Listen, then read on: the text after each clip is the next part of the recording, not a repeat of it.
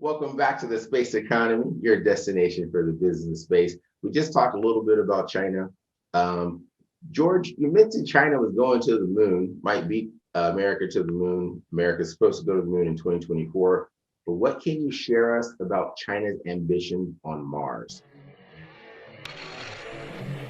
I also want to say they laid out a very aggressive manned human flight to Mars. So what's different about what China's looking at for Mars and what we've seen talked about more in the United States about our Mars ambitions is a lot of the energy around a mission to Mars here is actually based off of what we're going to have for lessons learned from our trip to the moon. So our return trip to the moon, our setting up a permanent habitat on the moon with the with Artemis and our allies participating in the Artemis program, that will be our foundation for a trip to Mars. On top of that, a lot of the Mars talk you see in popular media comes from Elon Musk and company.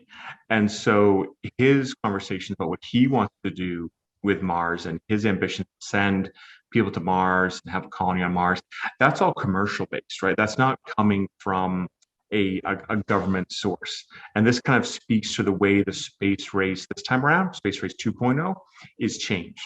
So one of the ways it's changed is that it's not just conversation about what nation A and nation B are doing, but it's also about what are the commercial entities doing out there who have the ability to, or ambition to, if not the ability yet, to get people to Mars. Cool, cool. So while you've been talking, I've been looking for us. I want to say that China announced its first manned mission to Mars in 2033, and then 12 subsequent manned missions to Mars after 2033. Yep. I can't find that at the moment, but I'm almost 100% sure that's right. Of course, by all means, fact check me because it's George's fault for not telling me the right answer to begin with.